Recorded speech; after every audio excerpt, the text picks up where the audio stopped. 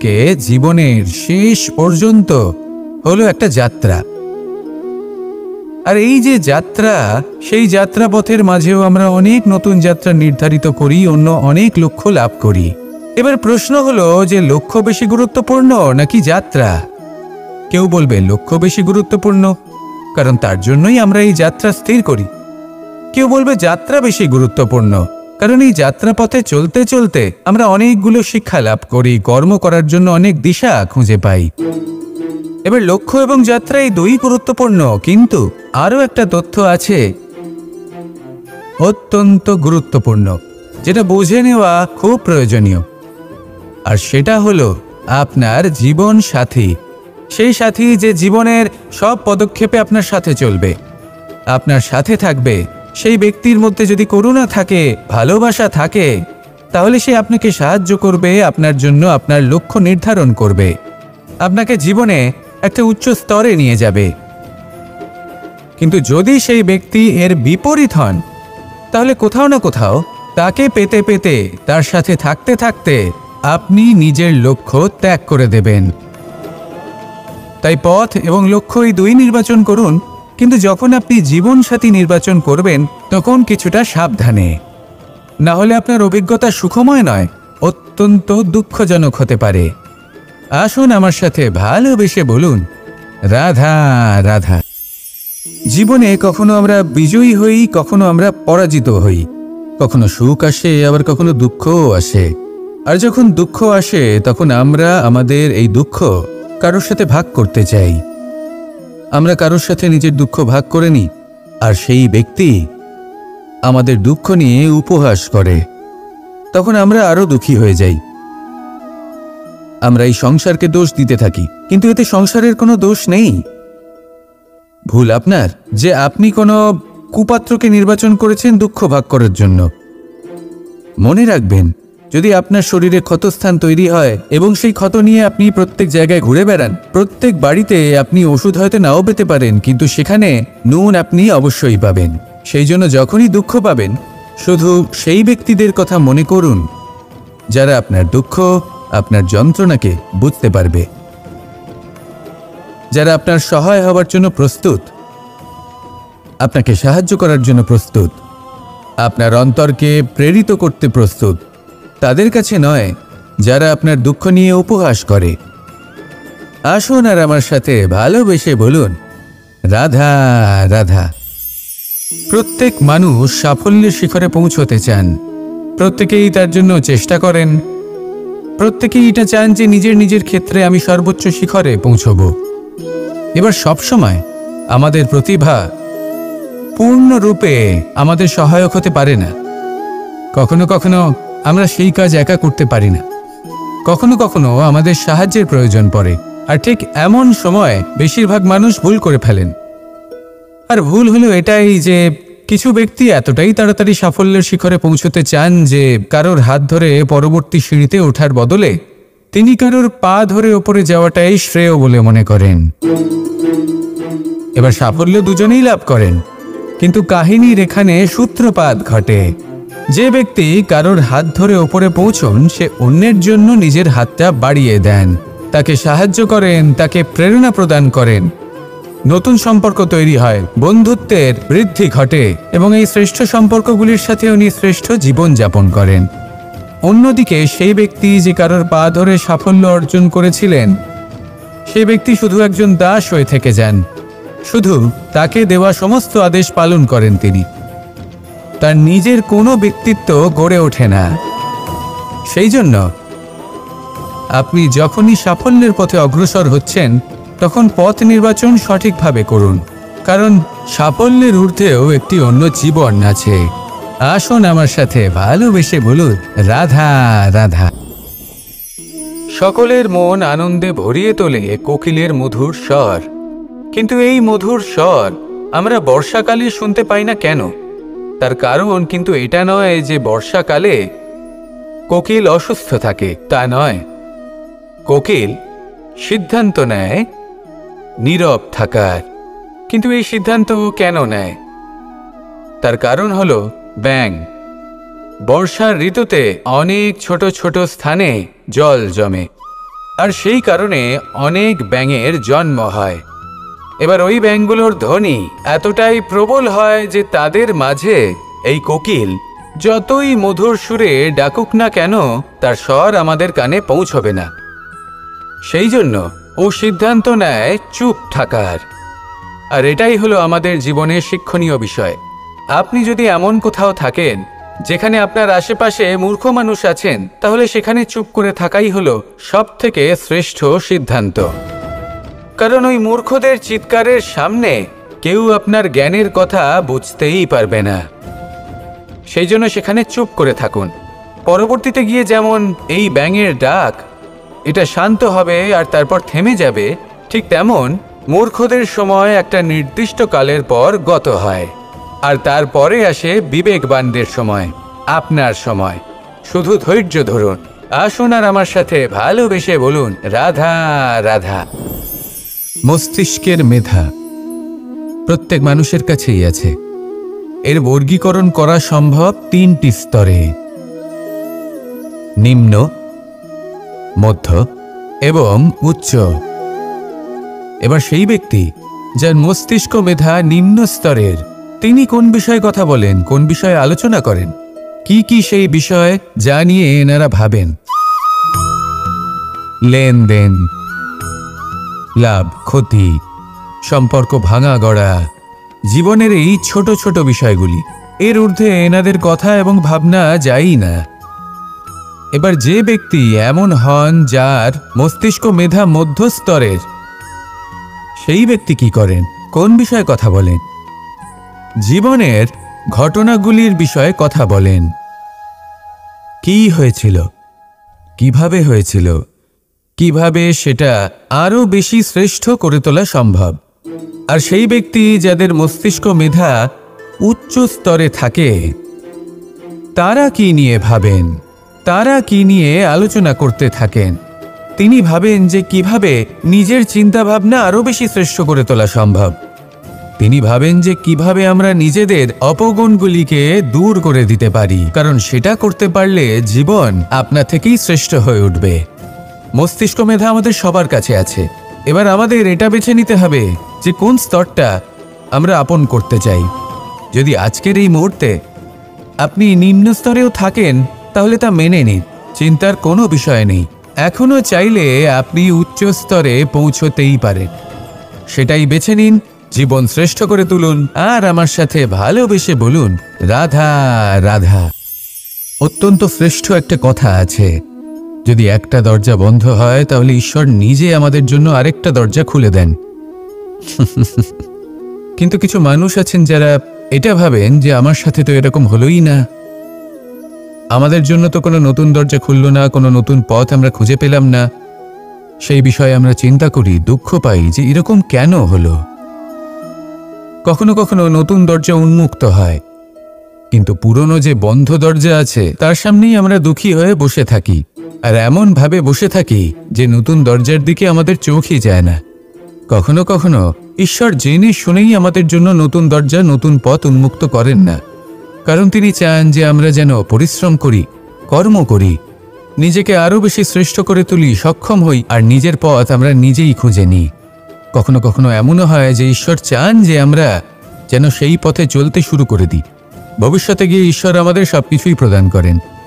মনে রাখবেন, যে ব্যক্তি নিজের বাড়িতে এসে নিজের দুঃখ নিয়ে বিলাপ করতে থাকেন, সুখ তার দরজায় পৌঁছে গিয়েও বন্ধ দরজা দেখে ফিরে চলে যায়।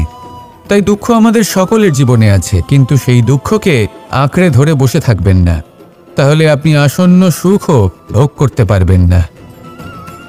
আসুন আমার সাথে ভালোবেসে বলুন, রাধা রাধা। এই সংসারের প্রত্যেক মানুষ কোনো না কোনো স্থানে অবশ্যই যান, অনেক অনেক স্থানে তাদের যেতে হয়। এবার এমন কিছু মানুষ আছেন যারা সেই স্থানে হয়তো কখনোই যাননি। উদাহরণ হিসেবে বলবো, কিছু মানুষ আছেন যারা মন্দিরে যান, চিকিৎসালয়ে যান, কিছু মানুষ কারোর বিবাহ উৎসবে যান। আবার কিছু মানুষ আছেন যারা নাস্তিক হন এবং কখনোই মন্দিরে যান না। কিছু মানুষ অসুস্থ হন না, তাই চিকিৎসালয়ে যেতে হয় না। এমনও কিছু মানুষ থাকেন যারা সামাজিক উৎসব থেকে দূরে থাকাটাই পছন্দ করেন। যে কোনো মানুষ হোক, যা কিছুই তার চয়ন হোক না কেন, প্রত্যেক মানুষকে একটি স্থানে অবশ্যই যেতে হয়। এমন একটি স্থান আছে, সেই স্থানের নাম হলো মৃত্যুদ্বার। এবার এটা আবশ্যক নয় যে ঠিক মৃত্যুর পরেই আপনি মৃত্যুদ্বারে পৌঁছে যাবেন। এমন অনেক মানুষ আছেন যারা মৃত্যুর পূর্বেই মৃত্যুদ্বারে পৌঁছে ফিরে এসেছেন, আর তারা অনুভব করেছেন যে এই সংসারের সময় চক্রের সম্মুখে তাদের অস্তিত্ব কতটা ক্ষীণ। ওনারা এই কথা বুঝে গেছেন। বড় বড় জ্ঞানী মহান ব্যক্তি ছিলেন, তারা এসেছেন, কর্ম করেছেন এবং শেষে তারাও মৃত্যুদ্বারে প্রবেশ করেছেন। অবশেষে তারাও পঞ্চমহাভূতের সাথে মিলিত হয়েছেন। তাহলে আপনার কিসের এত অহংকার? এই জীবনে কেউ অমর নন। জীবনে কতদিন আমরা বাঁচবো এটাও আমরা জানি না। তাই এই জীবন যাপন করুন। এই জীবনের প্রত্যেক মুহূর্ত এমনভাবে যাপন করুন, এই কথা মাথায় রেখে যে কোনো মুহূর্তে আমাদের মৃত্যুদ্বারে প্রবেশ করতে হতে পারে, তাই না? আসুন আর আমার সাথে ভালোবেসে বলুন, রাধা রাধা। কথা মানুষের পাওয়া সবচেয়ে অদ্ভুত উপহার। এই কথাই মানুষকে এই সংসারের সমস্ত প্রাণীর থেকে ভিন্ন করে তোলে, সংসারের সবচেয়ে উপরে নিয়ে যায়। এই কথার কারণেই আমরা একে অপরের সাথে ভাব আদান প্রদান করি। আমি আমার মনের ভাবনা অন্য কাউকে ব্যক্ত করতে পারি, অন্য কেউ তাদের ভাবনা আমাকে ব্যক্ত করতে পারে। এই কথাই আমাদের সবচেয়ে বড় ঢাল। এবারে দেখুন, আপনি নিশ্চয়ই লক্ষ্য করেছেন কারোর কথা মধুর হলে লোকে তাকে ভালোবাসে, তাকে নিজের বন্ধু বানায়। সেইভাবেই যদি কারোর কথা কঠোর হয় তাহলে লোকে তাকে ঘৃণা করে, তাকে নিজের শত্রু মনে করে। এই কথাই ভাষা হয়ে আমাদের ইতিহাস রচনা করে। তবে আমরা কি সত্যি বাণীর বিষয়ে অতটাই ভাবি যতটা আমাদের ভাবা উচিত? ভেবে দেখুন, মানুষের কথা বলতে শিখতে কত সময় লাগে। কোনো বালক 1.5 বছর বয়সে কথা বলতে শেখে, কেউ 2 বছরে, কেউ 3। এবার দেখুন, মানুষ 1.5 বছর বয়সে কথা বলতে শিখে গেলেও তার কি বলা উচিত এটা সারা জীবনেও শিখতে পারে না। এর উপরে মনোনিবেশ করুন, এটা বোঝবার চেষ্টা করুন কি বলা উচিত। নিজের কথা শুদ্ধ করুন, নিজের কথা মধুর করুন, আর সেই মধুরতার সাথে আমার সঙ্গে বলুন, রাধা রাধা। সময়, কথায় বলে সময়ের পূর্বে কিছুই হয় না। প্রতিটা ঘটনার একটা সময় থাকে। সময়ের আগে না সূর্যোদয় হয় আর না সূর্যাস্ত হয়। সময়ের পূর্বে গাছে না ফুল ফোটে না ফল ধরে। কিন্তু একটা কথা ভেবে দেখুন, যদি বর্ষা আসার আগে কৃষক ভূমিকে না প্রস্তুত করে, বীজ রোপণ না করে, তাহলে কি ফসল ফলবে? যদি কোনো যোদ্ধা যুদ্ধের পূর্বে নিজের অস্ত্রে ধার না দেয়, তাহলে সে যুদ্ধ কি করে লড়বে? এর মানে এটাই হলো যে সময় আপনার যখন আসার তখন অবশ্যই আসবে, কিন্তু ততক্ষণ এটাও গুরুত্বপূর্ণ যে আপনি নিজেকে তার জন্য তৈরি রাখুন। কারণ এই সুযোগ, এই কথাটা শুনতে যত ছোট, এটা আসেও ততটা কম সময়ের জন্য, তারপর চলেও যায়। এবার যদি সুযোগ আপনার হাতে আসে আর আপনি তার জন্য তৈরি না থাকেন, তাহলে আপনি সাফল্য কি করে পাবেন? তাই আপনি সঠিক সময়ের জন্য অপেক্ষা করুন, সেই সুযোগের জন্য অপেক্ষা করুন, কিন্তু ততক্ষণ নিজের চেষ্টার দ্বারা নিজেকে আরো সক্ষম করে তুলুন। কারণ সাফল্য আপনার জন্য অপেক্ষা করছে, শুধু আপনি তার জন্য তৈরি থাকুন। রাধা রাধা। আমাদের মধ্যে বহু মানুষ মাঝে মাঝে নিজেকে অকর্মণ্য মনে করি, ভেবে নিই যে এত চেষ্টা করার পরেও কিছুই পেলাম না, আর হয়তো পরেও কিছুই পাব না। আর সেই জন্য নিজের জীবনের সমস্ত বোঝা অন্য কারোর কাঁধে চাপিয়ে দিই। নিজের ওপরে বিশ্বাস হারিয়ে ফেলি। কেন বুঝতে পারেন না এই কথাটা? যে যতক্ষণ না পায়ে কোনো কাঁটা ফুটবে, ব্যক্তি কি করে বুঝতে পারবে যে এরপর থেকে নিচে তাকিয়ে চলতে হবে? সূর্যকে নিজে জ্বলতে হয় যাতে বাকিদের প্রকাশ দিতে পারে সে। রাতের অন্ধকারের সাথে লড়াই করার জন্য চন্দ্রিমাকে আকাশে একা উজ্জ্বল হতে হয়। নদী নিজের যাত্রা কি করে করে, নিজের পথ কি করে নির্মাণ করে? সে পাথরের সাথে লড়াই করে তা বানায়। যদি স্বয়ং আপনি নিজের সাহায্য করতে অক্ষম হন, তাহলে নিশ্চিতভাবে আপনার এই জীবন ব্যর্থ হয়ে যাবে। তাই মনে রাখবেন, এই সংসারে নিজের জীবনের ভার নিজের কাঁধেই বহন করতে হয়। অন্যের কাঁধের ওপর শুধুমাত্র পরলোক যাত্রা হয়। সেই জন্য এই সংসারে জীবিত সেই যে আত্মনির্ভর।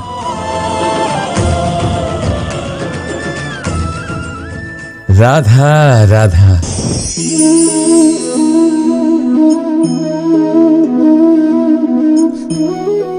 এই জল দেখতে পাচ্ছেন আপনি?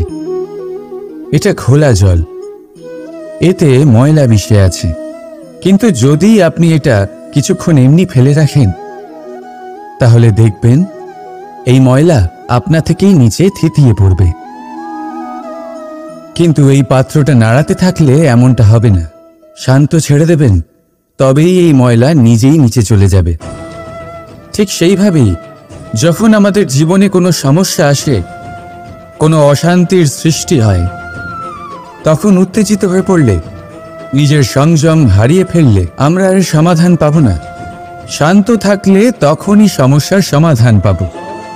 তাই মনে রাখবেন, ধৈর্য আর সংযম দ্বারা শান্ত মনে বিচার করলে যত বড়ই সমস্যা হোক না কেন, তার সমাধান আপনি অবশ্যই পাবেন।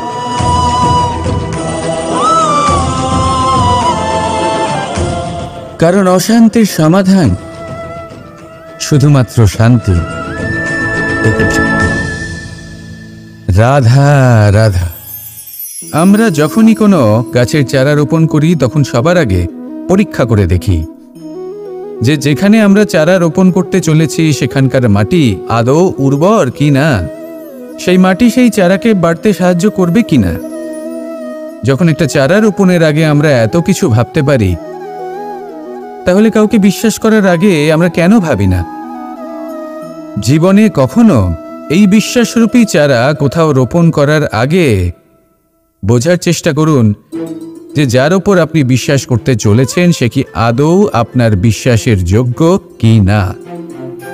ভেবে দেখুন সেই ব্যক্তি ভবিষ্যতে গিয়ে আপনার বিশ্বাস ভাঙতে পারে কি না। এটাও ভেবে দেখুন যে যাকে আপনি বিশ্বাস করতে চলেছেন তাকে আপনি বিশ্বাস করলে নিজের জীবনের উদ্দেশ্যে আপনি অগ্রসর হতে পারবেন কি না। আর তার জন্য প্রয়োজন সঠিক সিদ্ধান্ত, পরখ করা, কোনটা উচিত কোনটা অনুচিত সেটা বোঝা। আর তাতে কিন্তু আপনি সন্দেহবাতিক হবেন না, তাতে আপনি আরও নিপুণ হয়ে উঠবেন। তাই যদি আপনি নিপুণ হয়ে উঠতে চান, তাহলে বোঝার চেষ্টা করুন, পরখ করে দেখুন, কোনটা উচিত কোনটা অনুচিত বুঝুন। আর বিশ্বাস তখনই করুন যখন আপনি 100% নিশ্চিত হবেন যে সে বিশ্বাসের যোগ্য। আসুন আমার সাথে ভালোবেসে বলুন, রাধা রাধা।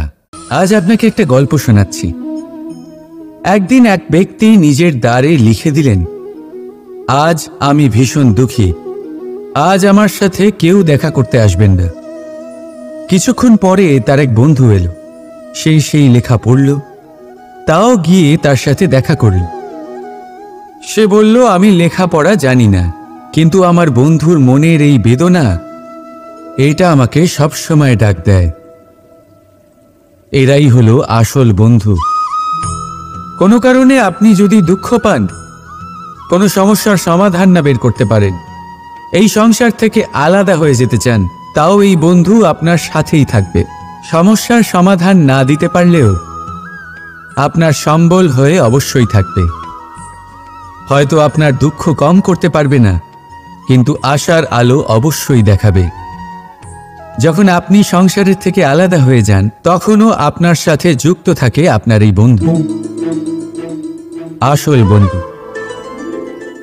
এবারে আমরা মানুষেরা বড়ই বিচিত্র। তারা সব সময় যে কোনো জিনিসের মাহাত্ম্য দুবার বুঝতে পারে।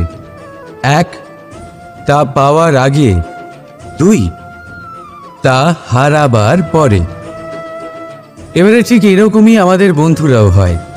যদি আজ আপনার বন্ধুরা আপনার সাথে থাকে, তাদের প্রতি কৃতজ্ঞ থাকুন, তাদের প্রসন্ন রাখুন, তাদের মাহাত্ম্য বুঝুন। কারণ একবার আপনি এদের হারালে অনুতাপ করলেও আর এদের ফেরত পাবেন না। তাই ভালোবাসুন, বন্ধুত্ব বজায় রাখুন, আর আমার সাথে প্রসন্ন হয়ে বলুন, রাধা রাধা। বেশিরভাগ মানুষ কথা বলে থাকেন যে সময় অত্যন্ত বলশালী, সময় হলো খুবই শক্তিশালী। সময়কে চোখে দেখা যায় না, কিন্তু আমাদের সমস্ত কিছু দেখিয়ে দিয়ে যায়। তাই এই সময়কে কিছুটা ভয় পাওয়া প্রয়োজন। চলুন, প্রত্যেকের ভাবনা আলাদা, প্রত্যেকের মানসিকতার পিছনে নিজস্ব অভিজ্ঞতা রয়েছে, তাকে আমি সম্মান করি। আর কোথাও না কোথাও এই কথাটা সত্যি। কিন্তু যে ব্যক্তি নিজের জীবনে বিকাশ ঘটাতে চান, তিনি যতই এই সময়কে ভয় পান না কেন, তাকে এই সময়কে বুঝতে চেষ্টা করতেই হবে। যদি আপনি সাফল্যের পথে অগ্রসর হতে চান, তাহলে এই সময়কে বুঝুন, এর কথা বোঝার চেষ্টা করুন। এটা খুব আবশ্যক। দেখুন, আমরা সবাই জানি সময় আমাদের কাল, একদিন না একদিন সময় আমাদের অবশ্যই গ্রাস করবে। ততদিন এই সময়কে সম্মান করতে শিখুন। এটা কতটা শক্তিশালী সেটা বুঝতে চেষ্টা করুন, আর সময়ের সাথে তালে তাল মিলিয়ে চলতে চেষ্টা করুন। সময় নিজে থেকেই শুভ হয়ে উঠবে। আসুন আমার সাথে ভালোবেসে বলুন, রাধা রাধা। জন্ম এবং মৃত্যু, এই দুই হলো মানুষের জীবনের সবথেকে গুরুত্বপূর্ণ দুই মুহূর্ত। মানুষ যখন জন্ম নেয়, তখন তার কাছে এই সংসার জন্মগ্রহণ করে, এবং এই সংসারে যে জ্ঞান আছে, পুণ্য আছে, পাপ আছে, উচিত অনুচিত আছে, সেই সব কিছু সে জানতে পারে। এবার যেই মুহূর্তে তার মৃত্যু হয়, তার কাছে এই সব কিছুরই মৃত্যু হয়ে যায়। এবার মানুষের যখন জন্ম হয়, এই শুভ দিনের প্রসন্নতার কারণে মিষ্টি বিতরণ করা হয়, উপহার বিতরণ করা হয়, সবাই তা গ্রহণ করেন। এবার মানুষ যখন মৃত্যু লাভ করেন, তখনও শ্রাদ্ধের কাজের সময়ও নানান মিষ্টি বিতরণ করা হয়, সবাই সেটাও গ্রহণ করেন। এবার এই মিষ্টি দ্বারা আমরা জীবনে মিষ্টি মুখ করি, কিন্তু আমাদের জীবনের সবথেকে গুরুত্বপূর্ণ এই মুহূর্ত, এই দুই দিনেই আমরা এটা গ্রহণ করতে পারি না। কখন গ্রহণ করতে পারি? যখন উচিত সময় আসে। আর উচিত সময় কখন আসে? জন্মদিন এবং মৃত্যুদিন, এই দুইয়ের মাঝের মুহূর্ত, জীবনকাল। এই জীবনকালেই আপনি মিষ্টি খেতে পারেন, সুস্বাদু ব্যঞ্জন খেতে পারেন, শ্রেষ্ঠ কর্ম করতে পারেন, পুণ্য করতে পারেন, এই সংসারকে প্রেরিত করতে পারেন। তাই এই জীবনকালকে ব্যর্থ হতে দেবেন না। এই সময় অত্যন্ত শ্রেষ্ঠ কর্ম করুন, মহান হয়ে উঠুন, আর আমার সাথে ভালোবেসে বলুন, রাধা রাধা। প্রেম অত্যন্ত পবিত্র অনুভূতি, শুদ্ধ অনুভূতি। কোনো অশুভ মানুষের হৃদয় পরিবর্তন করার ক্ষমতা রাখে, তাদের মনেও করুণা জাগ্রত করার ক্ষমতা রাখে। কিন্তু কিছু মানুষ এমন আছেন, কিছু পরিস্থিতি, কিছু মুহূর্ত এমন আসে যখন প্রেমে শান্ত থাকা যায় না। ভালোবেসে কিছু বোঝানোর জন্য আমি যুদ্ধ থেকে পালিয়েছিলাম। আমাকে যুদ্ধবিমুখ বলা হয়েছিল, কিন্তু তখনও যখন জরাসন্ধ বুঝতে পারল না, তখন ওকে দুটুকরো করে সমাপ্ত করতে হলো। প্রেমপূর্বক মৈত্রীর প্রস্তাব নিয়ে আমি হস্তিনাপুরে গিয়েছিলাম, কিন্তু যখন দুর্যোধনের অশুভ বুদ্ধি এটা বুঝতে পারল না, তখন আমাকে মহাভারত রচনা করতে হলো। ভালোবেসে এই সংসারের জন্য আমি বাঁশি বাজাই। কিন্তু এমন কিছু মানুষ আছেন যারা প্রেমের ভাষা বুঝতে পারেন না। তাদের হাত থেকে এই সংসারে যে ভালোবাসা আছে তাকে রক্ষা করার জন্য আমাকে হাতে সুদর্শন চক্র তুলে নিতে হলো। এই সংসারে ভালোবাসা গুরুত্বপূর্ণ। এই সংসারকে যদি ভালোবাসা দিয়ে ভরিয়ে তুলতে পারেন, এই সংসার একটু বেশি সুন্দর হয়ে উঠবে। চারিদিকে প্রসন্নতা ছেয়ে যাবে। কিন্তু যখন এমন একটা সময় আসে যখন ভালোবাসা সংকটে পড়ে যায় আর তাকে রক্ষা করা অনিবার্য হয়ে পড়ে, তাহলে যদি তার জন্য কঠোর হতে হয় সেটা হন। যদি হাতে অস্ত্র তুলে নিতে হয় তা তুলে নিন। এই ভালোবাসাকে সুরক্ষিত রাখা প্রয়োজনীয়। আসুন আমার সাথে ভালোবেসে বলুন, রাধা রাধা। মানুষের জীবনে দুটি বড় মাপের সম্বল আছে। প্রথম হলো আশা। আশা, যেটা আমাদের সামনে পথ চলার প্রেরণা যোগায়। আশা যা আমাদের শক্তি প্রদান করে, সাহস যোগায়, আমাদের এটা বোঝায় যে এখন অনেক কিছু শুভ হওয়া বাকি আছে, ভয় পেও না। আর দ্বিতীয় হলো বিশ্বাস। জীবনে যখনই আমরা কাউকে বিশ্বাস করি তখন একটা বিশেষ মাপের শক্তি অনুভব করি। কখনো কখনো এই আশা হতাশায় পরিবর্তিত হয়ে যায়, আর বিশ্বাসঘাতকতায় পরিবর্তিত হয়। তখন কি করা যায়? তখন কি আপনি এটা বলবেন যে আশা করা অনুচিত, বিশ্বাসের অস্তিত্ব নেই? না, এটা কখনোই অনুচিত নয়। আপনি যদি কাউকে বিশ্বাস করেন আর সেই বিশ্বাস যদি সেই ব্যক্তি ভঙ্গ করে, তাহলেও এটা আপনার দোষ, কারণ আপনি সিদ্ধান্ত নিয়েছিলেন যে আপনি সেই ব্যক্তির ওপর বিশ্বাস করবেন। আপনার সিদ্ধান্তে দোষ ছিল, আপনার ভাগ্যে নয়। কিন্তু ধরুন এমন একটা পরিস্থিতি এলো, তখন কি করা উচিত? আশা করুন তাদের থেকে যারা আপনার থেকে বড়, আর বিশ্বাস করুন তাদের যারা আপনার সমতুল্য। আশা করতে হলে ঈশ্বরের কাছে করুন যে আমি জীবনে যা কিছুই করছি, যে কর্ম করছি, যাকে বিশ্বাস করছি, তারা আমার সাথে যেন কোনো অনুচিত না করেন। আমি শুধু এটাই আশা করব। আর বিশ্বাস অন্য কারোর ওপর করার আগে নিজের ওপর করুন, কারণ সত্যি বলতে আপনি নিজেকে কখনোই ঠকাবেন না, তাই না? আসুন আমার সাথে ভালোবেসে বলুন, রাধা রাধা। এই নিম পাতাকে দেখুন, ওর কিন্তু অনেকগুলো গুণ আছে। অনেক অসুখের নিরাময়ের জন্য এই নিম ওষুধ হিসেবে ব্যবহৃত হয়। এটা এই পরিবেশের জন্যও ভালো, আমাদের শরীরের জন্যও ভালো। কিন্তু যখন এটা চেখে দেখবেন তখন বুঝতে পারবেন এই নিম পাতা খুব তেতো। এবার এই যে নিম পাতার স্বাদ তেতো, সেটা কি খারাপ ব্যাপার? তেতো স্বাদ হওয়া কি খারাপ ব্যাপার? দেখুন, নিম পাতার স্বাদ তেতো, তাতে ওর কোনো দোষ নেই। ঠিক সেভাবেই আমের স্বাদ মিষ্টি, তাতে আমের কোনো মাহাত্ম্য নেই। কে নির্ধারণ করে যে কোনটা মিষ্টি আর কোনটা তেতো? জিহ্বা।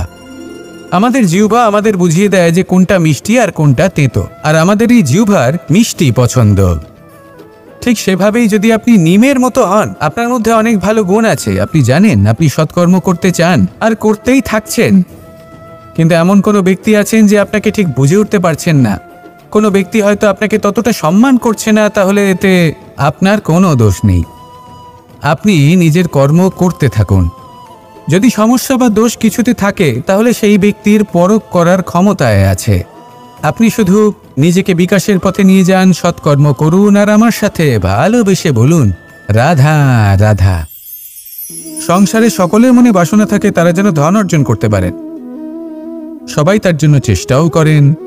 একটি অত্যন্ত ছোট শিশুও যখন সে কোনো উপহার পায়, তার থেকে সে অবশিষ্ট ধন সঞ্চয় করতে চেষ্টা করে, কারণ আমরা ভাবি যে সংগ্রহ করলে আমরা ধনী হয়ে উঠতে পারবো, ধনবান হয়ে উঠতে পারবো। এবার এটাই কিন্তু গুণের ক্ষেত্রেও প্রযোজ্য। যদি আপনারা জীবনে গুণবান হতে চান তবে সংগ্রহ করার কোনো প্রশ্নই নেই, আপনাকে শুধু সম্পত্তি খরচ করতে হবে। আমি ধনের কথা বলছি না, আমি সংসারের সবথেকে মূল্যবান সম্পত্তির কথা বলছি, সেটা হলো সময়। গুণবান হওয়ার জন্য আপনাকে শুধু সময় খরচ করতে হবে, অর্থাৎ প্রত্যেক মুহূর্তের সদ্ব্যবহার করতে হবে, আর তাও উচিত প্রকারে। যদি এই কাজ আপনি করতে পারেন তাহলে আপনা থেকেই গুণবান হয়ে উঠবেন। আর একবার যদি গুণবান হয়ে উঠতে পারেন তাহলে ধনবানও হতে বেশি সময় লাগবে না। সেই জন্য জীবনে গুণ অর্জন করুন, সময়ের সদ্ব্যবহার করুন আর আমার সাথে ভালোবেসে বলুন, রাধা রাধা। সবাই বলেন যদি সংসারে কিছু জয় করতে চাও তাহলে নিজেকেই পথপ্রদর্শক হতে হবে। এই সংসারকে যদি প্রকাশমান করতে চাও তাহলে প্রদীপের মতো তোমাকেও জ্বলতে হবে।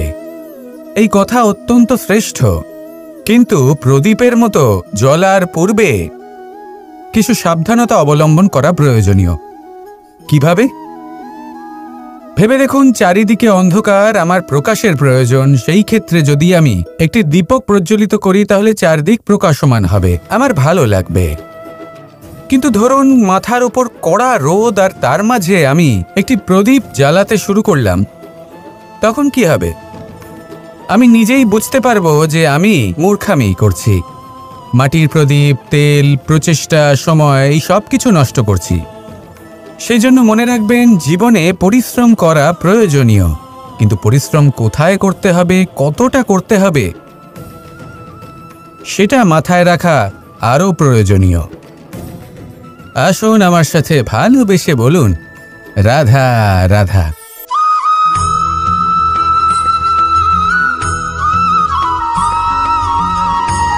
সংসারে সব থেকে বেশি কঠিন কাজ কোনটা? কেউ বলবেন যুদ্ধ করা, কেউ বলবেন ধন অর্জন করা, আবার কেউ বলবেন জ্ঞান অর্জন করা সব থেকে বেশি কঠিন। এবার প্রত্যেক ব্যক্তির নিজস্ব অভিজ্ঞতা আছে, আর সেই অনুসারে তার নিজস্ব একটা উত্তর আছে। সাধারণভাবে দেখতে গেলে এই সংসারে সব থেকে কঠিন হলো তপস্যা করা, অর্থাৎ সব কিছু ত্যাগ করে তপস্যায় নিজেকে বিলীন করে দেওয়া। এবার এর থেকে বেশি কঠিন এই সংসারে আর কি বা হতে পারে? এই সংসারে, এই সমাজে, নিজের পরিবারের মধ্যে থেকেও ধৈর্য ধরে সামনে অগ্রসর হওয়া, এটা হলো সব থেকে কঠিন কাজ। কারণ যখন আপনি তপস্যা করেন তখন সেখানে আপনার ধৈর্য ভাঙার মতো কেউ থাকেন না, না কোনো বন্ধু, না কোনো আত্মীয়, না কোনো শত্রু, কেউ না। কিন্তু যখন আপনি এই সমাজে, এই পরিবারে থাকেন, কোনো না কোনো ব্যক্তি এসে আপনার ধৈর্যের বাঁধ ভেঙে দেওয়ার ক্ষমতা রাখেন।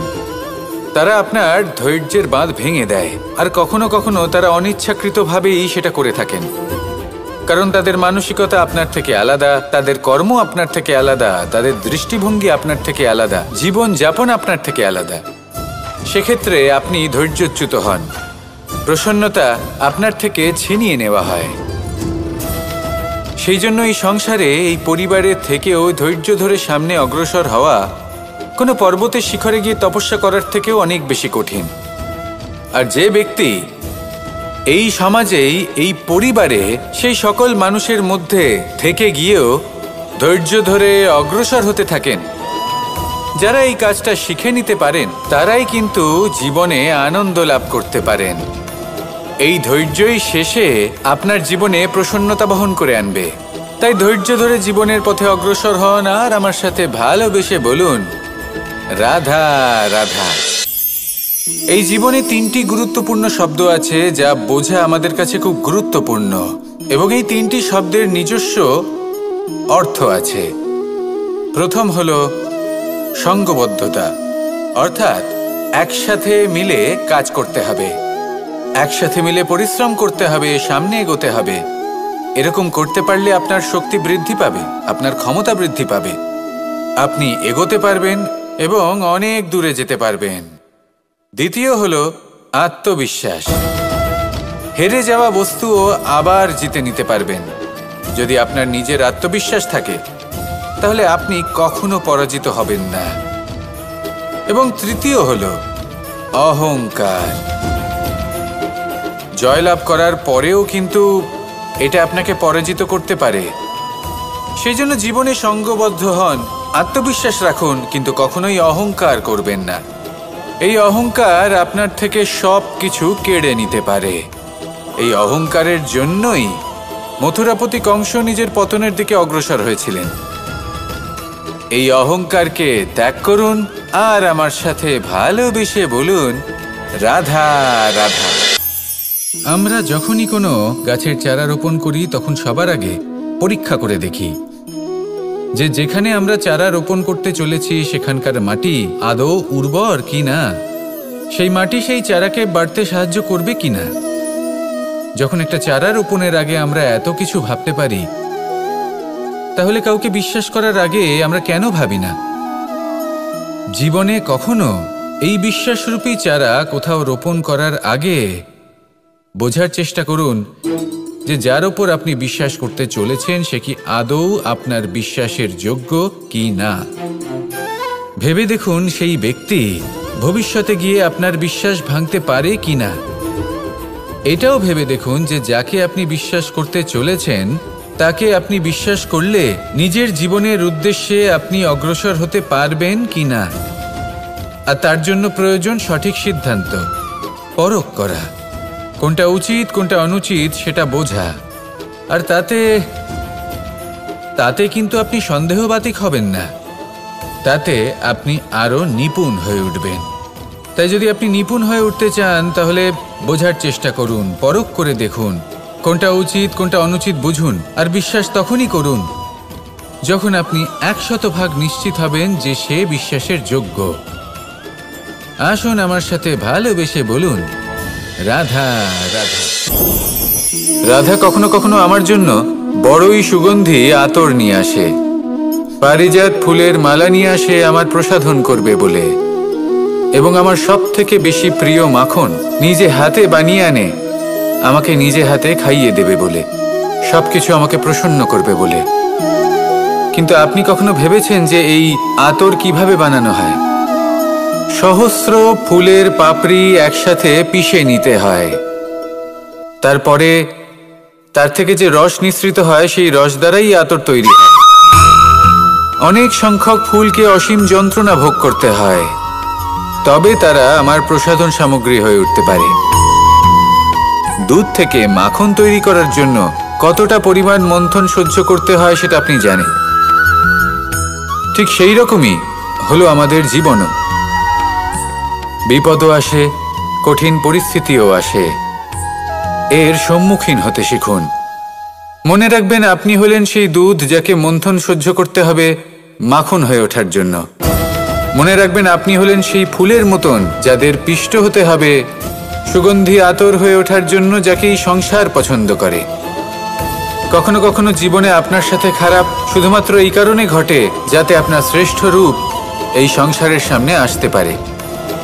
শুধুমাত্র কঠিন পরিস্থিতি এবং বিপদকে একটা সুযোগ হিসেবে দেখার চেষ্টা করুন। আপনার জন্য এই সংসার বদলে যাবে, সংসারকে দেখার দৃষ্টিভঙ্গি পাল্টে যাবে, আপনার ভাগ্য পাল্টে যাবে, আর এই মন প্রসন্ন হয়ে বলবে, রাধা রাধা। পাশা নামক এই খেলাটি আপনারা নিশ্চয়ই খেলেছেন, না খেলে থাকলে দেখেছেন, আর যদি দেখেও না থাকেন তাহলে নিশ্চিত রূপে শুনেছেন। মহাভারতের এই মহাযুদ্ধ কোথাও না কোথাও এই পাশা নামক খেলার কারণে হয়েছিল। পাশার এই বিচিত্র খেলা, দান, এইসবের কারণে কেউ নিজের মাথায় রাজ মুকুট পরিধান করেছিলেন, আবার সেখানেই পরাজিত হওয়ার জন্য কাউকে বনবাসও ভোগ করতে হয়েছিল। কিন্তু এই খেলা সমাপ্ত হওয়ার পরে সমস্ত ঘুঁটি আর এই পাশার ছক একই পুটলিতে স্থান পেল। এটাই হলো আমাদের জীবন। এই সংসারে আমরা জয় পরাজয়ের বিষয়ে এতটাই ভাবি, এত চিন্তা করি যে এই জীবনের খেলার আনন্দটাই উপভোগ করতে পারি না। আর অবশেষে কি হয়? কেউ জয়ী হন, কেউ পরাজিত হন, কিন্তু দুজনেই একই স্থানে পৌঁছে যান। প্রত্যেক ব্যক্তি মৃত্যুর পরে একটি নির্দিষ্ট স্থানেই পৌঁছতে বাধ্য, কিন্তু ততক্ষণ এই জীবন, এই খেলা, তার আনন্দ উপভোগ করুন। এই সংসারে সেই ব্যক্তি শ্রেষ্ঠ স্থানে পৌঁছতে পেরেছেন যিনি এই সংসারকে প্রকাশ প্রদান করেছেন, যিনি কখনো জয় পরাজয় এ বিষয়ে ভাবেননি, শুধু এই জীবনের খেলার আনন্দ উপভোগ করেছেন।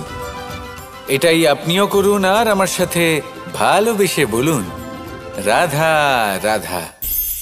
প্রত্যেক মানুষ নিজের জীবনে দুঃখ অনুভব করেন।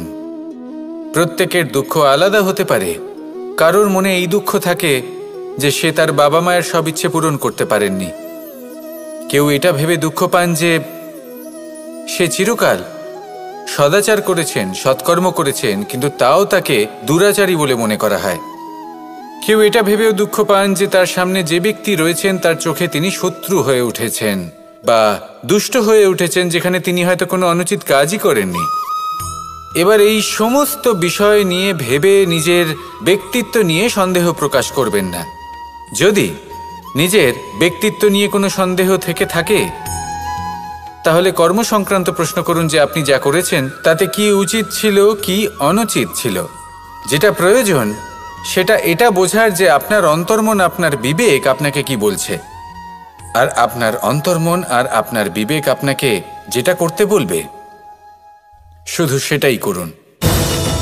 আর তারপরে এই সংসার কি বলবে, কি ভাববে সেসব নিয়ে ভাবতে যাবেন না, কারণ এই সংসার তো ঈশ্বরকেও প্রশ্ন করে থাকে, ঈশ্বরকেও দোষী মনে করে। কখনো কখনো যখন কোনো ঘটনা মানুষের ইচ্ছা অনুযায়ী ঘটে না, তখন মানুষ এটা বলে যে হে ঈশ্বর, আপনি আমার পাশে থাকলেন না, আপনি বড়ই কঠোর, এটা আপনার দোষ। যেখানে বেশিরভাগ সময় হয়তো সে নিজেই নিজের কর্মফল ভোগ করছে। আর কখনো কখনো ঈশ্বর হয়তো তার জন্য আরো ভালো কোনো পরিকল্পনা করে রেখেছেন, কিন্তু মানুষ সেটা বুঝতে পারে না। তাই দিনের শেষে যেটা প্রয়োজন সেটা হলো নিজের মনের কথা বুঝতে হবে। আপনার বিবেক কি বলছে শুধু সেটাই করুন, আর সামনে এগোতে থাকুন। আমার সাথে ভালোবেসে বলুন, রাধা রাধা। পরিবর্তন, এটা হলো সৃষ্টির অমূল্য নিয়ম। এই সংসারে সবকিছু সময়ান্তরে পরিবর্তিত হয়, এই সময়ও পরিবর্তিত হয়। পরিবর্তন চিরকাল হয়ে এসেছে আর চিরকাল হতে থাকবে। কিন্তু এবার আমরা সেই পরিবর্তন কিভাবে লাভ করব যেটা আমাদের প্রয়োজন, যেটা আমরা চাই। আমরা জীবনে বিকাশ চাই। এই বিকাশ কিভাবে লাভ করতে পারি? এই প্রকৃতি কিন্তু আমাদের অত্যন্ত উত্তম উদাহরণ দিয়ে বুঝিয়েছে। একটি বিন্দুর উদাহরণ দিয়েছে যা ভবিষ্যতে একটা বিশাল নদীর আকার ধারণ করে। এটা কিভাবে হয়? মেঘ থেকে একটি বিন্দু ঝরে পড়ে সেই পর্বতের ওপর যেখানে হিম আছে। সেই হিমের সংস্পর্শে আসা মাত্র সেই বিন্দুর সাথে আরও বেশ কিছু বিন্দু যুক্ত হয়। তারপর তারা অগ্রসর হয়, আরও কিছু বিন্দু যুক্ত হয়, আস্তে আস্তে একটা ক্ষীণ ধারার রূপ ধারণ করে, এবং সেটাই ভবিষ্যতে আরও এগোতে থাকে। অনেকটা যাওয়ার পর যখন অনেক সংখ্যক বিন্দু একসাথে যুক্ত হয়, তখন সেটা বিশাল নদীর আকার ধারণ করে। এবার আমরা মানুষ বলে আমাদের সাথে এই নিয়মের অন্যথা হয় তা নয়। আমরাও এই প্রকৃতির অংশ, আমাদের ক্ষেত্রেও একই নিয়ম প্রযোজ্য। যখন পরিশ্রম করে অনেক সংখ্যক বিন্দু আমরা একত্রিত করব, তখনই পরিবর্তনের নদী প্রবাহিত হবে। প্রয়োজন হলো নিরন্তর পরিশ্রম করা এবং ধৈর্য ধরা। এটা করতে থাকুন, জীবনে সব কিছু লাভ করতে পারবেন। কারণ প্রকৃতি আমাদের এটাই শিখিয়েছে, আর আমরা এই ব্রহ্মরই একটি অংশ, যার দ্বারা এই ব্রহ্মাণ্ড নির্মিত। আসুন আমার সাথে ভালোবেসে বলুন, রাধা রাধা। কখনো এই প্রকৃতির দিকে তাকিয়ে থাকবেন। এই প্রকৃতি অনেক ধরনের শিক্ষা দেয়। কোনো একটা গাছকে দেখুন কিভাবে সে মাটি থেকে জল শুষে নেয়। সে ঝড় হোক বা হোক কড়া রোদ, সব সহ্য করে এবং অবশেষে সে ফল ধারণ করে। আর সেই ফল উৎপন্ন করার পরে সে ফল কিন্তু সে নিজে গ্রহণ করে না, এই সংসারকে প্রদান করে, যাতে পশু পাখি মানুষ তারা এই ফল গ্রহণ করে শক্তিশালী হয়ে উঠতে পারে, সুস্থ থাকতে পারে। সেভাবেই নদী, সরোবর এরা নিজেরাও কিন্তু নিজেদের জল গ্রহণ করে না, মাটিকে প্রদান করে, পশু পাখিকে প্রদান করে। সূর্য নিজেও নিজের জন্য প্রজ্বলিত হয় না, সে প্রকাশ ছড়িয়ে দিতে চায় আমাদের সবার কাছে, সে আলো পৌঁছে দিতে চায়। এই প্রত্যেকের কর্মে পরমার্থ নিহিত আছে, আর সেই জন্যই এদের সকলকে পুজো করা হয়। তাই মনে রাখবেন, আপনার কাছে জীবন যাপনের অতিরিক্ত যা কিছুই আছে তা পরমার্থের জন্য। তাহলে তার সদ্ব্যবহার করুন, আর আমার সাথে ভালোবেসে বলুন, রাধা রাধা। আমরা প্রত্যেকেই অবশ্যই এমন সময় দেখেছি যখন অনেকগুলো সমস্যা একসাথে আমাদের জীবনে এসে পড়ে। সমস্যা আমাদের প্রত্যেকের জীবনেই থাকে। আমরা তার সমাধান খুঁজতে চেষ্টা করি, কখনো সমাধান খুঁজে পাই, আবার কখনো যতই চেষ্টা করি না কেন কোনো সমাধান খুঁজেই পাই না। আর যখন এটা হয় তখন মানুষ অত্যন্ত বিচলিত হয়ে পড়েন। নিজের আত্মীয় স্বজন, নিজের বন্ধু বা সংসার, এদের ওপরে এই দোষ চাপিয়ে দেন যে এদের জন্যই এই সমস্যা এসেছে। এবার যদি আমি আপনাকে কোনো পরামর্শ দিই তাহলে এটাই বলবো যে দৃষ্টিভঙ্গি পাল্টে দেখুন।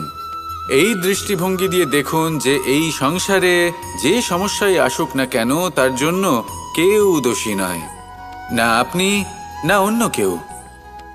এই পুরো খেলাটাই আপনার মানসিকতা, আপনার দৃষ্টিভঙ্গির, আপনার মনের। কিভাবে বোঝাচ্ছি? যখন আমাদের মন শক্ত থাকে তখন কঠিন থেকে কঠিনতর পরিস্থিতিও আমাদের জীবনে খুব বেশি হলে প্রতিস্পর্ধা হয়ে থেকে যায়। সেখানে যদি আমাদের মন দুর্বল থাকে তখন অল্প কঠিন পরিস্থিতিও আমাদের কাছে খুব বড় সমস্যা হয়ে যায়, তাই না? একটা শক্ত মন কঠিন পরিস্থিতিকে প্রতিস্পর্ধা হিসেবে দেখে আর তার মধ্যে ওটা সুযোগ খুঁজে নেয়। আমাদের শুধু এটাই করতে হবে। এই সংসারে অন্য কাউকে দোষী মনে করলে আপনার সমস্যা দূর হয়ে যাবে না। সেই জন্য এই সংসারকে দোষ দেওয়ার বদলে এই সমস্যার মূলে চলে যান, সেটাকে বুঝুন, নিজের এই মনকে শক্ত করে তুলুন। যদি আপনার মন শক্তিশালী হয় তাহলে এই সংসারে অনেক বড় বড় কঠিন থেকে কঠিনতর পরিস্থিতিও যদি আসে, আপনার জীবনে যতই বড় বড় সমস্যা আসুক না কেন আপনার লক্ষ্য লাভে বাধা দিতে পারবে না। আসুন আমার সাথে ভালোবেসে বলুন, রাধা রাধা। আমরা সবাই পাথর দেখেছি, পর্বতও দেখেছি, শুকনো পাতাও দেখেছি, শ্যামল বনানীও দেখেছি। কখনো ভেবেছেন পাথরের অস্তিত্ব কিন্তু ততক্ষণ পর্যন্ত যতক্ষণ সে পর্বতের গায়ে আটকে থাকে। যখন সেই পর্বত থেকে সেই পাথর ভিন্ন হয়ে যায় ও নিজের অস্তিত্ব হারিয়ে ফেলে। আস্তে আস্তে কখনো পাথর কেটে বা কখনো পিষ্ট হয়ে সেই পাথর আস্তে আস্তে মাটিতে পরিণত হয় এবং পূর্ণরূপে নিজের অস্তিত্ব হারিয়ে ফেলে। এটাই পাতার সাথেও হয়। এই পাতা যতক্ষণ গাছের ডালের সাথে যুক্ত ততক্ষণ তার অস্তিত্ব থাকে। যখনই ডাল থেকে বিচ্ছিন্ন হয় সেও নিজের অস্তিত্ব হারিয়ে ফেলে। আর এটাই আমাদের সাথেও হয়। যতক্ষণ আমরা নিজেদের আপনজনের সাথে যুক্ত থাকি আমাদের অস্তিত্ব বজায় থাকে। যখন আপনজনদের সাথে সম্পর্ক ছিন্ন করি তখন আমরাও আমাদের অস্তিত্ব হারিয়ে ফেলি। এবার এই সংসারের প্রত্যেক ব্যক্তি স্বতন্ত্র থাকতে চান, আর অনেক ব্যক্তি স্বতন্ত্র থাকবেন বলে আপনজনদের দূরে করে দেন আর তাদের সাথে এই সম্পর্ক ছিন্ন করেন। এটা কি সত্যি প্রয়োজন? আপনজনদের সাথে সম্পর্ক ছিন্ন করে নিজের অস্তিত্ব হারিয়ে ফেলা প্রয়োজনীয়, নাকি আপনজনদের সাথে সম্পর্ক বজায় রেখে নিজেদের স্বতন্ত্র করে রাখা সেটা আবশ্যক? নির্বাচন আপনারই। আসুন আমার সাথে ভালোবেসে বলুন, রাধা রাধা। আপনি কি কখনো নৌকা যাত্রা করেছেন? করে না থাকলেও নিশ্চয়ই দেখেছেন যে এই জল যা নিজের অন্তরে সব কিছু সমাহিত করে নিতে পারে, এই নৌকা সেই জলের ওপরেই ভেসে থাকে। নদীর স্রোত কাটিয়ে সে সামনে অগ্রসর হয়। কিন্তু যদি এই নৌকায় কোনো ছিদ্র হয় তাহলে কিন্তু সেই নৌকা ডুবে যাবে। আর এতে কোনো তফাৎ হবে না যে সেই ছিদ্র ছোট নাকি বড়, নৌকা ডুবে যাবে। এই ছিদ্র হলো আমাদের জীবনে আমাদের অপগুণ, আমাদের দোষ, আমাদের বিকার। কখনো এটা ভাববেন না যে এই দোষ খুবই ছোট, এতে কিছুই যাবে আসবে না। না, সেই ছোট দোষ, সেই ছোট বিকার যদি সেটাকে শুধরে না নেন তাহলে সেটা আপনাকে আপনার পতনের দিকে নিয়ে যাবে। শেষ পর্যন্ত এটা আপনার ওপর নির্ভরশীল যে আপনি কি চান। আপনার জীবনের এই নৌকা এভাবেই ডুবে যেতে দেখবেন, নাকি নিজেকে শুধরে নিয়ে সেই নৌকার সেই ছিদ্রটাকে ভরিয়ে তুলতে চাইবেন? নির্বাচন আপনার। আসুন আমার সাথে ভালোবেসে বলুন, রাধা রাধা। জল, জলই পৃথিবীতে বেঁচে থাকার জন্য আবশ্যক তো বটেই, কিন্তু এই জল আমাদের একটা অত্যন্ত গুরুত্বপূর্ণ শিক্ষা প্রদান করে। কখনো এই জলকে দেখেছেন? যে পরিস্থিতিতেই এই জল প্রবাহিত হোক না কেন, এর উপর যা কিছুই প্রভাব থাকুক না কেন, এর পথে যতই বাধা আসুক না কেন, তার মধ্যে থেকে ও নিজের পথ ঠিক বের করে নেয়, কিন্তু নিজের প্রবাহ থামতে দেয় না, ক্রমাগত অগ্রসর হতে থাকে। সেরকমই একটা শিক্ষা যেটা আমরা জল থেকে পেয়ে থাকি তা হলো এটা, আমরা যখন জলের দিকে তাকাই তখন আমরা নিজের প্রতিবিম্ব দেখি, স্পষ্টভাবে দেখতে পাই, কিন্তু তখনই দেখতে পাই যখন এই জল শান্ত থাকে, স্থির থাকে। যদি এই জল অশান্ত হয়ে থাকে, স্থির না হয়, তাহলে আমরা এতে নিজের প্রতিবিম্ব দেখতে পাই না। এটাই আমাদের মনের সাথেও হয়ে থাকে। যখনই জীবনে কোনো সংকট আসে, যদি আমরা শান্ত মনে, স্থির মনে সিদ্ধান্ত নিই, তাহলে সেটা এমন একটা শীতল সিদ্ধান্ত হবে যেটা আমাদের ভবিষ্যৎকে একটা শ্রেষ্ঠ স্থানে নিয়ে যাবে। যদি এই মন অশান্ত হয়, বিচলিত হয়, পীড়িত হয়, দুঃখিত হয়ে থাকে, রুষ্ট হয়ে থাকে, তাহলে অনেক সময় আমরা এমন সিদ্ধান্ত নিই যেটা আমাদের জন্য অনুচিত প্রমাণিত হয়। যখন আপনি ক্রুদ্ধ ছিলেন বা দুঃখের বশে ছিলেন, তখন অনেক সময় হয়তো এমন সিদ্ধান্ত নিয়েছেন যেটার জন্য ভবিষ্যতে আপনি অনুশোচনা করেছেন। এবার দেখুন, এই আবেগগুলো থেকে আমরা পালাতে পারবো না, কিন্তু এই আবেগগুলো আপনার উপর কতটা প্রভাব ফেলবে সেটা আমরা অবশ্যই ঠিক করতে পারি। এই মনকে আমরা নিয়ন্ত্রণ করতে পারি। এটাই করুন, চিন্তা করুন, এই মনকে শান্ত রাখুন, স্থির হতে চেষ্টা করুন, আর তারপরে সিদ্ধান্ত নিন। আসুন আমার সাথে ভালোবেসে বলুন, রাধা রাধা। এই সংসারে ভৌতিক বস্তুরও নিয়তি আছে।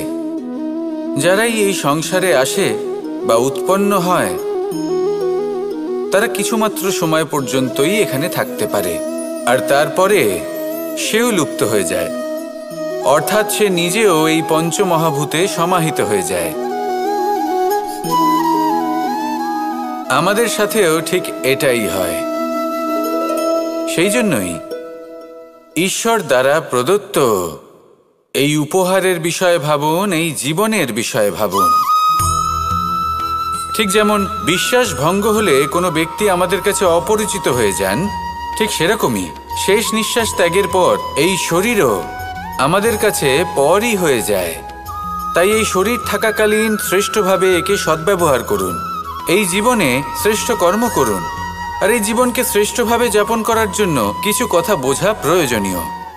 যদি আপনি কারোর প্রশংসা করেন, তাহলে পূর্ণ হৃদয় দিয়ে করুন। যদি আপনি হস্তক্ষেপ করে থাকেন, তাহলে মস্তিষ্ক দ্বারা করুন। যদি আপনি সমীক্ষা করেন, তাহলে বিবেক দ্বারা করুন। যদি আপনি ধন অর্জন করতে চান, তাহলে নীতি অনুসারে চলুন। যদি জীবনযাপন করতে চান, তাহলে রীতি মেনে করুন। আর যদি ঈশ্বরের ভজন করতে চান, তাহলে ভক্তিভাব নিয়ে করুন। শুধু এই কথা মনে রাখবেন যে আপনার এই জীবন কিন্তু অনিশ্চিত কাল পর্যন্তই আছে।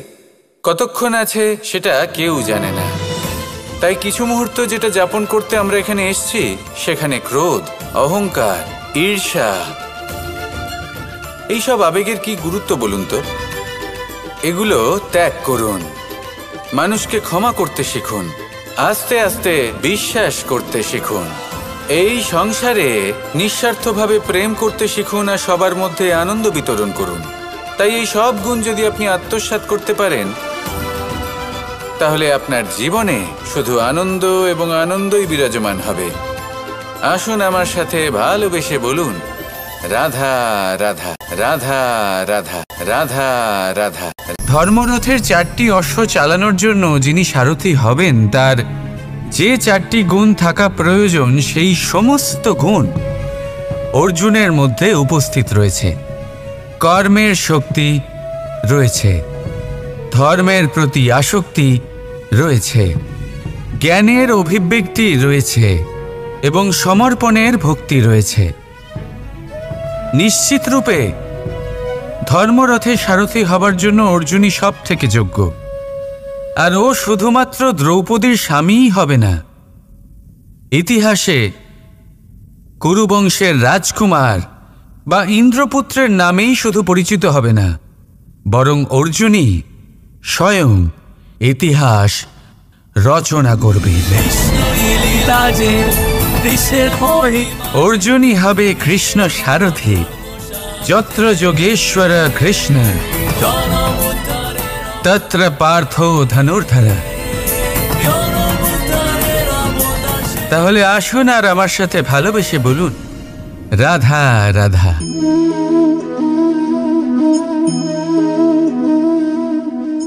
আপনার কি মনে হয় আমি কি করছি? আপনি বলবেন আমি প্রদীপ জ্বালাচ্ছি। সঠিক, কিন্তু প্রশ্ন হচ্ছে যে আমি কি আপনাকে বলেছি যে একে প্রদীপ বলা হয়? না। এই প্রদীপ কি নিজেই নিজের পরিচয় আপনাকে দিয়েছে? না। তাহলে আপনি কি করে জানলেন যে একে প্রদীপ বলা হয়? উত্তর হচ্ছে প্রকাশ, যে স্বয়ং জ্বলে অন্ধকারের মধ্যে সংসারকে পথ দেখায়, সেটাই প্রদীপ। যা নিরাশার মাঝে আশার আলো প্রদর্শন করে, সেটাই প্রদীপ। অপর দিকে আছে সাপ, যাকে না দেখেও তার ফনার আওয়াজ শুনেই লোকে ভয় পেয়ে যায়। তার মানে ব্যক্তির পরিচয় তার কর্মের দ্বারা পাওয়া যায়। তাই আপনার এটা বলার প্রয়োজন নেই যে আপনার পরিচয় কি। এটা আপনার কর্মই নিশ্চিত করবে যে লোকে আপনাকে প্রদীপ ভেবে ভালোবাসবে নাকি সাপ ভেবে ভীত হয়ে থাকবে। রাধা রাধা। সময় কত বিচিত্র হয়। সময় আমাদের পক্ষে থাকলে আমরা নিজেদের রাজা মনে করে নিই, আর সেই সময় যদি বিপক্ষে চলে যায় তাহলে নিঃস্ব হতে সময় লাগে না। তাই মানুষের একটা অভ্যেস আছে, খারাপ সময়ের জন্য কিছু সঞ্চয় করা।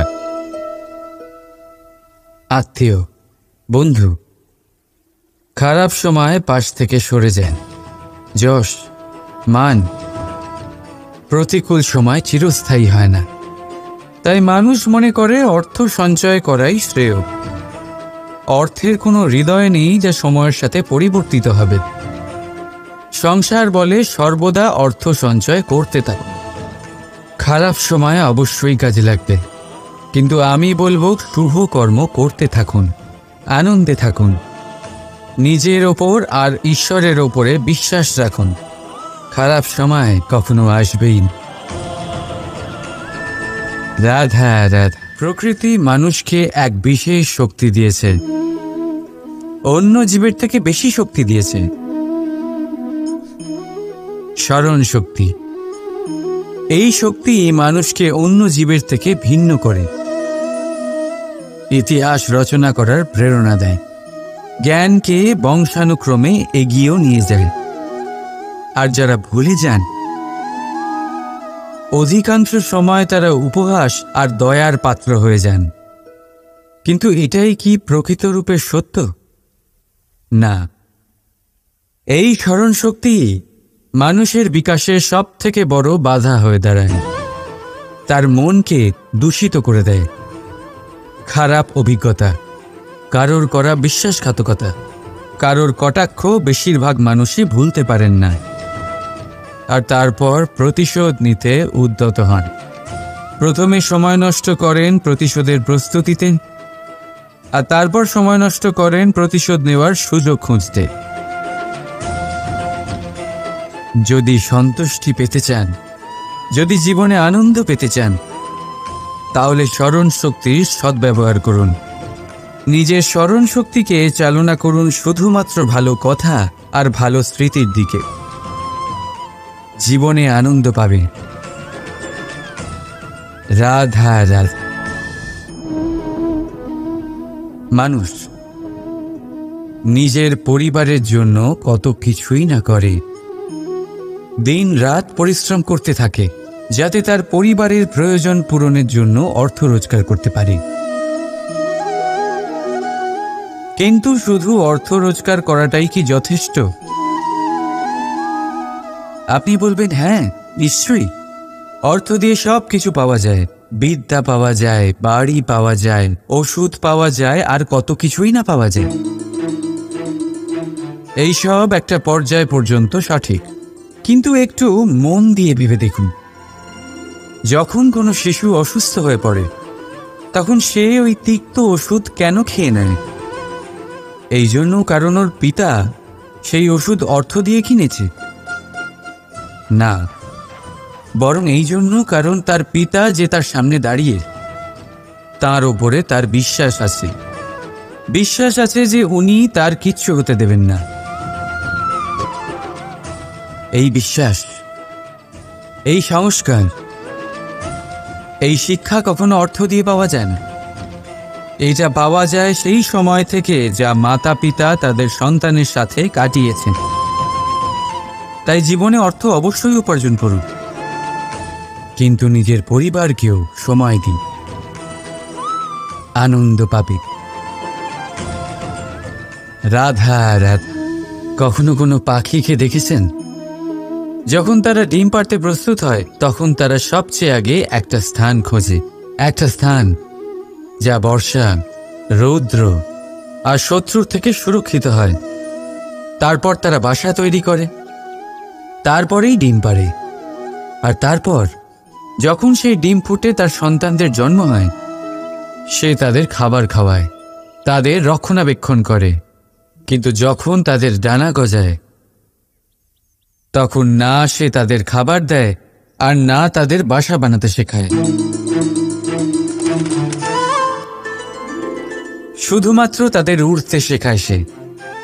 তারপর সেই বাচ্চারা আকাশে উড়তে শিখে নিজেরাই নিজেদের খাবার জোগাড় করতে শিখে যায়, নিজেরাই নিজেদের বাসা বানাতে শিখে যায়।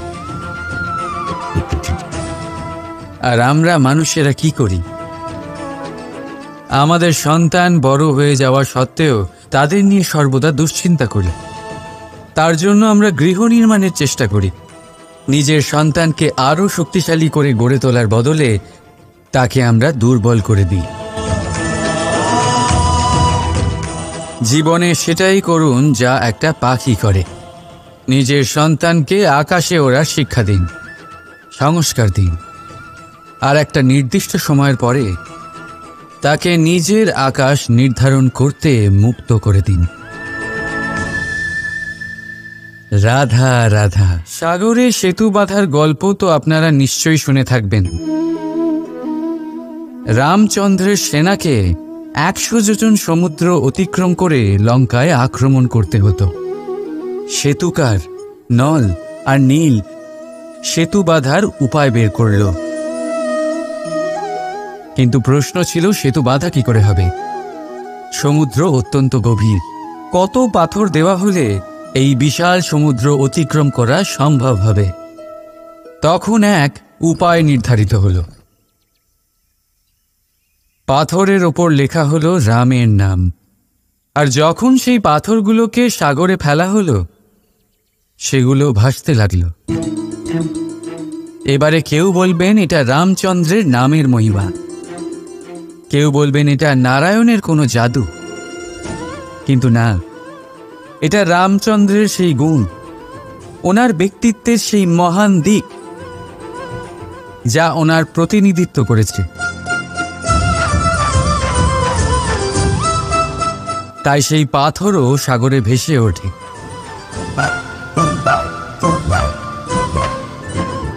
ঠিক সেইভাবেই যেখানে আমরা থাকি না সেখানে আমাদের গুণ আমাদের প্রতিনিধিত্ব করে। আমাদের নামের শক্তি আমরা নিজেরাই তৈরি করি, আমাদের কর্ম দিই, আমাদের গুণ দিই। এবার সিদ্ধান্ত আপনার যে আপনার নামের সাহায্যে কেউ বিপদ থেকে উদ্ধার হবে নাকি আপনার দুষ্কর্মের ফলে কেউ ডুবে যাবে। ভালো করে ভেবে দেখুন। রাধা রাধা। আমাদের জীবনে গুরুজনেরা, জ্ঞানী মানুষজন সবসময় একটা কথা বলেন, ধৈর্য ধরো। শুধুমাত্র দুটো শব্দ, কিন্তু কতটা বিশাল সেটা বোঝার চেষ্টা করুন। ছোট একটা অস্ত্র হাতে নিন এবং একটা বিশাল পর্বতে নিরন্তর প্রহার করতে থাকুন, ধৈর্য ধরে সেই কাজ করতে থাকুন। এমন একদিন আসবে এই বিশাল পর্বতে আপনি একটা পথ তৈরি করবেন। কোনো ধনুর্ধর যখন নিজের বিদ্যা অর্জন করেন তখন তাকেও ধৈর্য ধরতে হয়, তার নিজেকে সময় দিতে হয়, তবেই সে ধনুর্বিদ্যা শিখতে পারে। সেইভাবে আমাদের জীবনেও ধৈর্য ধরার খুব প্রয়োজন। পরিবারে ধৈর্য রাখতে পারলে তাহলে আস্তে আস্তে দেখবেন প্রেম বৃদ্ধি পাচ্ছে। সমাজে যদি ধৈর্য রাখতে পারেন তাহলে আস্তে আস্তে এই সমাজ আপনাকে সম্মান করবে। যদি নিজের জীবনে ধৈর্য রাখতে পারেন তাহলে নিজে থেকেই আত্মবিশ্বাস বাড়বে, নিজের বিকাশ হবে। জীবনে সবই সম্ভব যদি ধৈর্য রাখতে পারেন। হয়তো আস্তে আস্তে হবে, কিন্তু হবে অবশ্যই। শুধু ধৈর্য রাখুন, কারণ ধৈর্যই সব থেকে বড় পুঁজি। আসুন আর আমার সাথে ভালোবেসে বলুন, রাধা রাধা। আমাদের জীবনে যখনই আমরা কোনো বড় দায়িত্বের সম্মুখীন হই তখন আমরা তার থেকে দূরে পালাই, আর এই অজুহাত দিই যে না না, এত বেশি ভার বহন করার যোগ্যতা আমার নেই, আমি করতেই পারবো না। দেখুন, এই সংসারে ভিন্ন ভিন্ন ধরনের গাছ আছে, ছোট গাছ, বড় গাছ, কিন্তু বটগাছের মতো বড় এবং নিবিড় গাছ আর একটাও নেই। সে নিঃস্বার্থভাবে এই সংসারকে সেবা করে যায়, ছায়া প্রদান করে, শীতলতা প্রদান করে। আর যখন এমন সময় আসে যখন তার ওপর বোঝা অত্যন্ত বেড়ে যায়, সে কিন্তু কোনোভাবেই ভেঙে পড়ে না। তখন সে নিজের নিঃস্বার্থ কর্মের ফল লাভ করে, সেই নিঃস্বার্থ কর্ম যা সে করেছে। তার দেহ থেকে ছোট ছোট ঝুড়ি বার হয় এবং তা কাণ্ডের আকার ধারণ করে। সেই কাণ্ড মাটির কাছে পৌঁছয় এবং তারপর তা বটগাছের সহায়ক হয়ে ওঠে, সে ভেঙে পড়ে যায় না। এইভাবে আপনিও জীবনে নিঃস্বার্থভাবে সবার সেবা করুন, ভালোবাসুন, সবাইকে সাহায্য করুন। যেদিন আপনার ওপর বোঝা অত্যন্ত বেড়ে যাবে সেদিন এই সব মানুষ আপনাকে সাহায্য করার জন্য আসবেন, আপনার শক্তি হয়ে উঠবেন, আর আপনি বটগাছের মতোই মহান এবং বিশাল হয়ে উঠবেন। আসুন আর আমার সাথে ভালোবেসে বলুন, রাধা রাধা। একটা শব্দ আছে, পরিস্থিতি। অনেক মানুষের মুখে আমরা এই শব্দ শুনি। জীবনে যখন অসফল হই, দুঃখ আসে, সংকট আসে, কোনো বিপদ ঘনিয়ে আসে, তখন সমস্ত দোষ আমরা পরিস্থিতির ওপর চাপিয়ে দিই। আর দেখতে গেলে কোথাও না কোথাও ঠিকই করি। এই পরিস্থিতি প্রত্যেক দিনের মতো পাল্টাতে থাকে, কিন্তু এই দিন, এই রাত, এমন কেউ আছেন যিনি এর ওপরেও নিয়ন্ত্রণ সাধন করেন, আর তিনি হলেন সূর্য। ঠিক সেই রকমই আমাদের জীবনেও সূর্য হলো এই মন। যদি এই মনের উপর আমরা নিয়ন্ত্রণ করতে পারি তাহলে আমরা জীবনকেও নিয়ন্ত্রণ করতে পারবো। প্রথমে এই মনের রাজা হয়ে উঠতে হবে। তাই মনে রাখবেন, যদি মন দুর্বল হয় তাহলে পরিস্থিতি আমাদের সমস্যা বলে মনে হবে। এই মন যদি স্থির হয়, পরিস্থিতি প্রতিস্পর্ধা বলে মনে হবে। আর এই মন যদি শক্তিশালী হয়ে ওঠে তাহলে যে কোনো পরিস্থিতি আপনার কাছে একটা সুযোগ মাত্র, এমন এক সুযোগ যাতে অগ্রসর হয়ে আপনি মহান হয়ে উঠতে পারেন। এই মনের শক্তির বৃদ্ধি ঘটান, মহান হয়ে উঠুন, আর আমার সাথে ভালোবেসে বলুন, রাধা রাধা। খুব সুন্দর একটা কাহিনী আছে। একবার এক ব্যক্তি নিজের অসফলতার জন্য ত্রস্ত হয়ে সময় দেবতার তপস্যা করতে বসলেন। উনি তপস্যা করলেন এবং সময় দেবতা প্রসন্ন হলেন, মানুষের রূপ ধারণ করে ওনার সামনে প্রকট হলেন। এবার সেই ব্যক্তি ওনাকে জিজ্ঞেস করলেন যে কি এমন আছে যার জন্য আপনি বারবার জয়ী হন আর আমি চিরকাল পরাজিত হয়ে থাকি? কেন এত পরিশ্রম করা সত্ত্বেও আমি সাফল্য লাভ করতে পারি না? তখন সময় দেবতা উত্তর দিলেন যে দিন হোক বা রাত, ঝড় হোক বা ভূমিকম্প, রোদ হোক বা বৃষ্টি হোক, সময়ের সূত্রপাত হোক বা প্রলয়, আমি থামি না, আমি চলতেই থাকি। আর সেই জন্য যিনি থেমে যান তিনি পরাজিত হন, আর আমি জয়ী হই। এটাই আমাদের শিখতে হবে। জীবনে সবসময় চলতে থাকুন, কখনো থামবেন না। হ্যাঁ, কিছুক্ষণের জন্য বিরতি নিতে পারেন, বিশ্রাম করার জন্য, নিজেকে আরো সশক্ত করে তোলার জন্য, কিন্তু থেমে যাবেন না। নিরন্তর কর্ম করতে থাকুন, পরিশ্রম করতে থাকুন, তবেই এই সংসার আপনাকে মনে রাখবে। আসুন আমার সাথে ভালোবেসে বলুন, রাধা রাধা।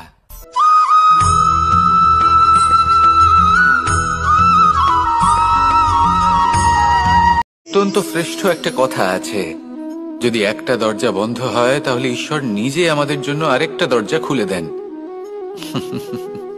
কিন্তু কিছু মানুষ আছেন যারা এটা ভাবেন যে আমার সাথে তো এরকম হলোই না, আমাদের জন্য তো কোনো নতুন দরজা খুললো না, কোনো নতুন পথ আমরা খুঁজে পেলাম না। সেই বিষয়ে আমরা চিন্তা করি, দুঃখ পাই যে এরকম কেন হলো। কখনো কখনো নতুন দরজা উন্মুক্ত হয়, কিন্তু পুরনো যে বন্ধ দরজা আছে তার সামনেই আমরা দুঃখী হয়ে বসে থাকি, আর এমন ভাবে বসে থাকি যে নতুন দরজার দিকে আমাদের চোখই যায় না। কখনো কখনো ঈশ্বর জেনে শুনেই আমাদের জন্য নতুন দরজা, নতুন পথ উন্মুক্ত করেন না, কারণ তিনি চান যে আমরা যেন পরিশ্রম করি, কর্ম করি, নিজেকে আরো বেশি শ্রেষ্ঠ করে তুলি, সক্ষম হই, আর নিজের পথ আমরা নিজেই খুঁজে নিই। কখনো কখনো এমনও হয় যে ঈশ্বর চান যে আমরা যেন সেই পথে চলতে শুরু করে দিই। ভবিষ্যতে গিয়ে ঈশ্বর আমাদের সবকিছুই প্রদান করেন।